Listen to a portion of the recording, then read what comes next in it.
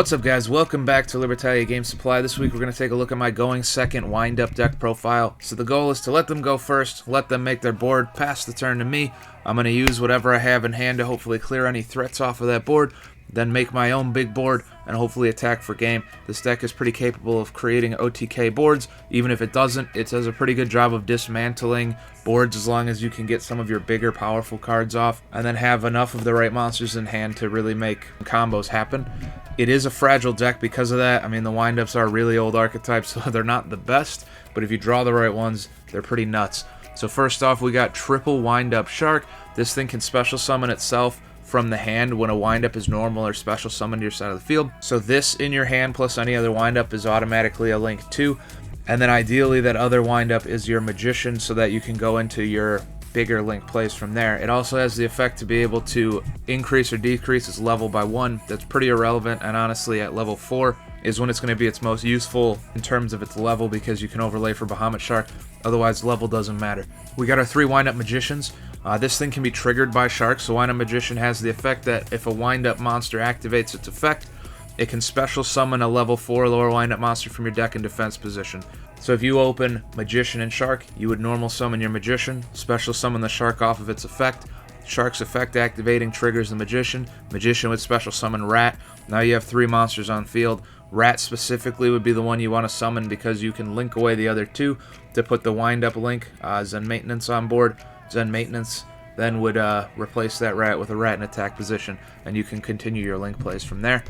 So we play 3 of the rat because it's really necessary to get in your plays going here. It's also a beast monster, which is important for a rescue cat. It's got the effect that when it's in attack position, you can target a wind-up monster in your graveyard, change it to defense position, and then special summon that monster in defense position. And I think it's worth noting that all these windups have the effect limitation that they can only be used once while this card is face up on the field. That isn't once per turn, so if you were to summon a rat, use its effect to special summon, and then banish the rat off of Zen Maintenance, we'll say, to put a new one on the field in attack position, you can use its attack again, change it to defense position, summon a new windup, and just keep going. So all of them work that way.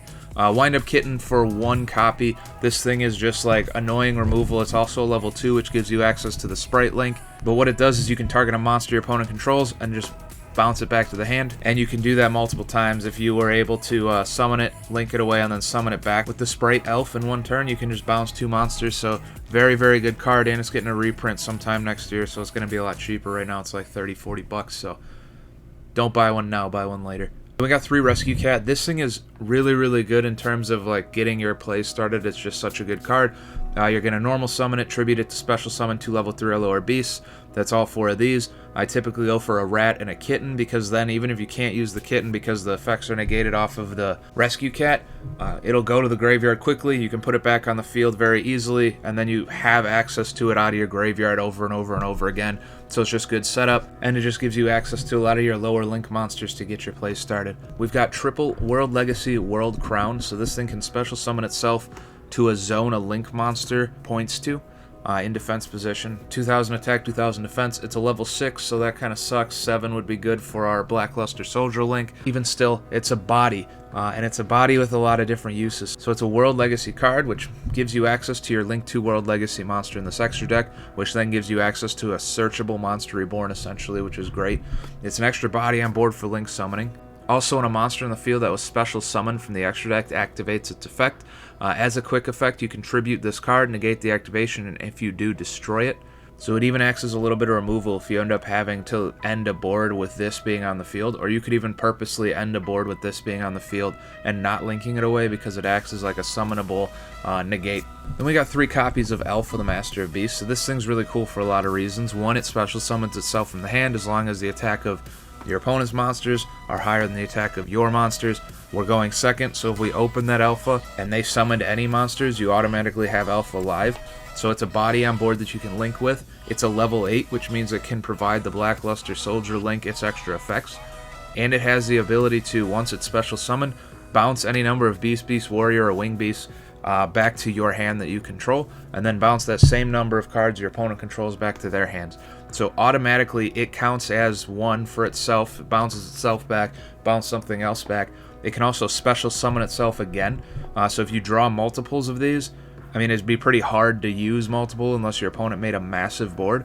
But if they happen to, you could special summon more than one of them at a time, or you can special the one, bounce it, and then special it back again. So you get to keep that extra body on board, at the very least as a 3K beater, but more importantly as a link material. So just a very versatile card, and it works really well in this deck specifically, shockingly enough. Then we got the one Pankratops, kind of in the same vein as the last two cards we talked about. It special summons itself from your hand, as long as your opponent controls more monsters than you do. It also has the quick effect to be able to tribute a Dino Wrestler monster you control, so in this case itself, we don't play any other ones, and then destroy it, and then destroy a card your opponent controls also, so it's a little bit of removal.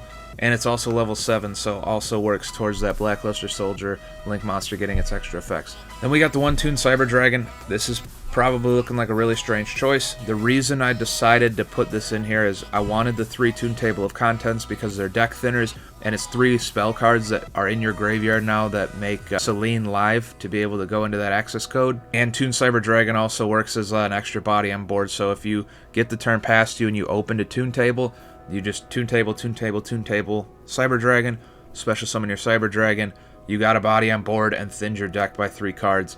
So it's good in that sense. I absolutely could see why you would cut these 4 cards and play something else. I just wanted to play something a little bit different, and it kind of fit the bill for what I needed. Another thing to note is that there's not a lot of really good draw cards that you can play in this deck well. We use almost the entire extra deck in most games, so you don't really want to play like an Extravagance or a Prosperity. We can't really afford to be banishing our rats, our magicians, our sharks, and our kitten. And so we can't really afford to play Desires because we want multiple copies of all of those things.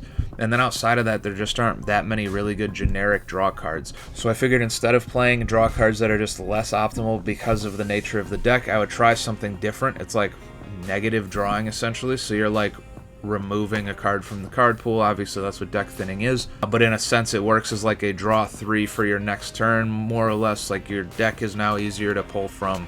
Especially once you start getting your searches and dumps and everything going. We got the one Wind-Up Factory. You probably don't even want the one. You could cut this and make it 40 cards even. The reason I play the one is because it's searchable off of Zen Maintenance, so when Zen Maintenance gets summoned, that's the Link monster, he'll search a Wind-Up card to your hand. So it acts as deck thinning because you can then just activate the Factory, then activate Zen Maintenance, a second effect to banish and special summon, and that activation will trigger your Factory to get an additional search.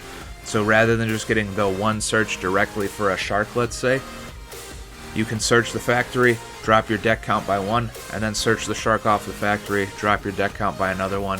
So it just kind of made sense to me. I wouldn't play more than 1 and probably wouldn't even play the 1 if something better were to come across my mind. And then we'll talk about these together. So Graveyard Recursion is a huge part of this deck.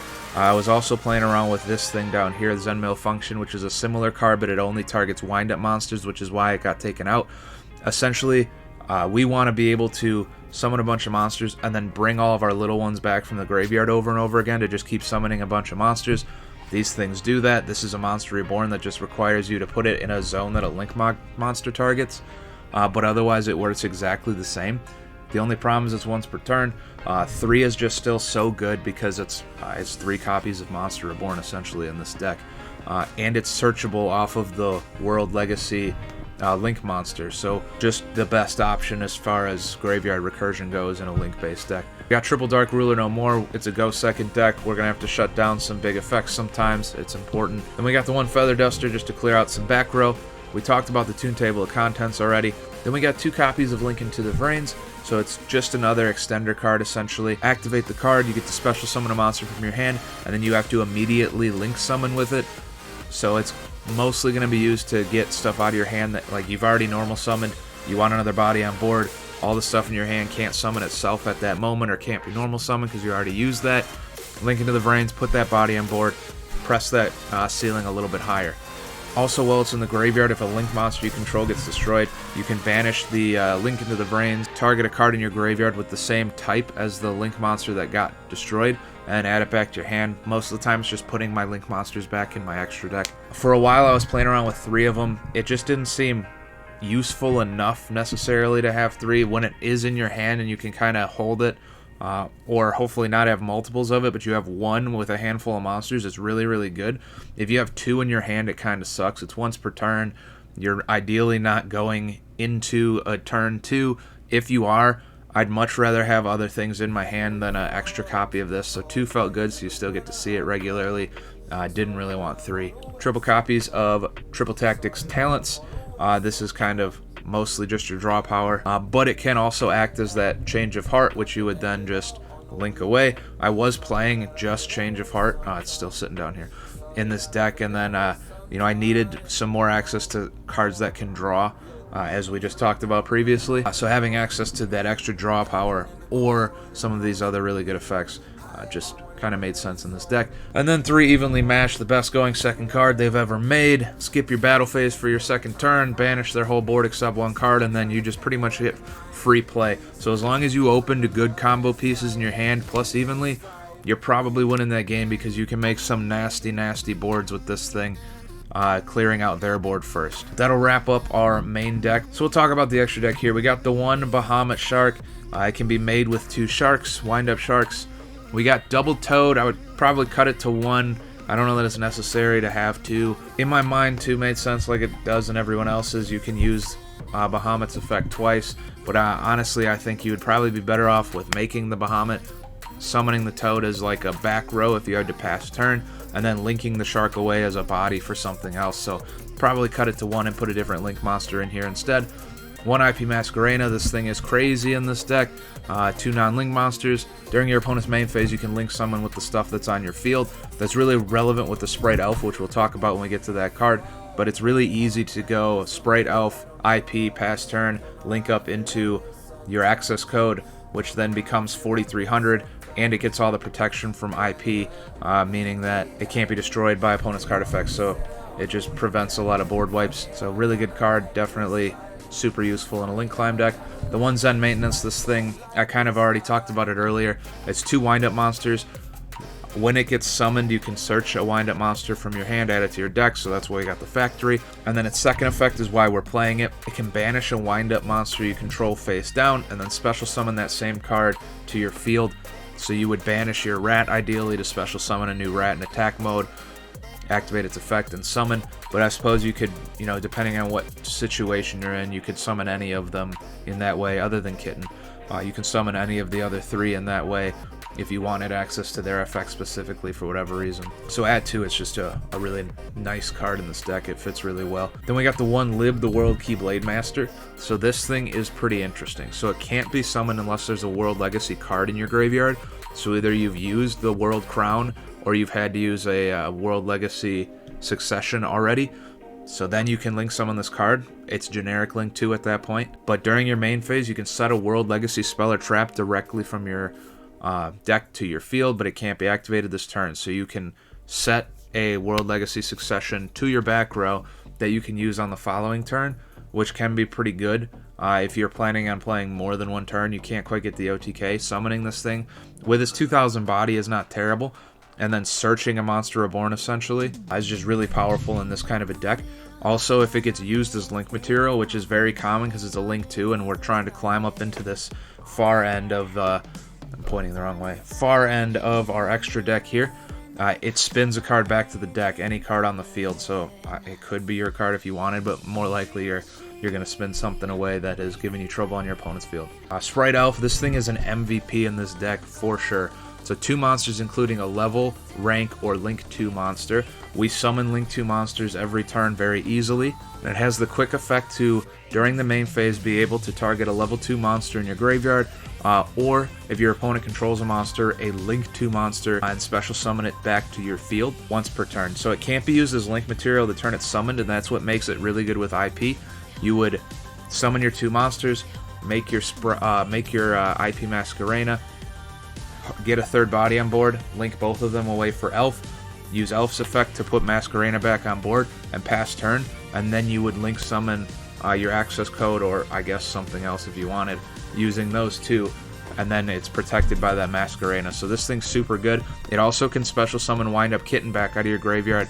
So if you were to, summon 2, Wind Up Kitten effect, bounce, link it away for the Sprite Elf. Sprite Elf can summon it back and bounce another card. So just really, really good in this deck. The 1 Nightmare Phoenix, we're just popping back row. The 1 Nightmare Unicorn, we like the bounce. The 1 Selene, it's really easy to get enough spells in your graveyard to get those special summons getting those spellcaster monsters out of the graveyard, namely just being that wind-up magician, and then linking up from there is kind of why it's here. It's not been as good as I would hope that it could be, so I might potentially cut it in the future to play something else, but for now it's serviceable. The one Soldier of Chaos, this thing, I was just super excited the way it fits so well in this deck with Alpha and with Pankratops, being those level 7 or higher monsters that give it access to its second half of effects. So when you link summon this card with a level 7 or higher monster, your opponent can't target it with card effects, and it can't be destroyed by your opponent's card effects, so it has that little bit of resistance to anything that might get put up against you. It's also got 3,000 attack, so it's a big boy, and if it destroys an opponent's monster by battle, you get to pick one of these effects. It gains 1,500 attack, it can make a second attack during the battle phase of your next turn, or you can banish a card on the field.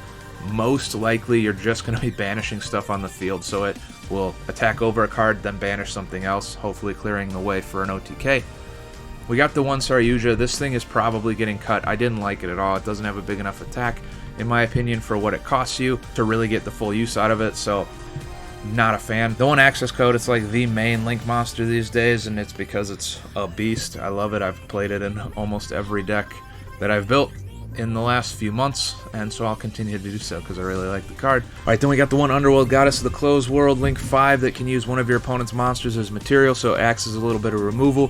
When it gets summoned, it can shut off all the effects of face-up monsters your opponent currently controls, and it also is unaffected by your opponent's activated card effects unless they target this card specifically. It also can negate an effect of a card that would special summon a monster from the graveyard once per turn. So it does kind of a lot. The removal and effect negation are probably the biggest impact that the card has. The ability to, take one of your opponent's monsters to summon it. However, that negate effect is also pretty good because most decks do have cards that center around pulling stuff out of the graveyard. So being able to negate one of those can be a nice little perk also. It's also 3,000 bodies, so it can do some damage. And then our last extra deck monster is Borland Dragon. So also Link 5, requires 3+ effect monsters, so a little bit easier to summon. Cannot be destroyed by battle or card effects. Also, neither player can target this card with monster effects, so it protects itself from a lot. This card can attack all monsters your opponent controls once each. That's the main thing in this card that I really like. It's got a 3,500 attack, and it can just wipe a board. And it's not unreasonable to think that you could summon this thing plus another big Link monster like Access Code, and clear a whole board and then attack with Access Code for 4,300, plus whatever damage you do with Borland Dragon. This thing does damage. The rest of its effect doesn't really matter to us because we play no rockets and it's rocket specific. Anyways, that'll wrap this one up. Happy deck building. I'll see you in the next one.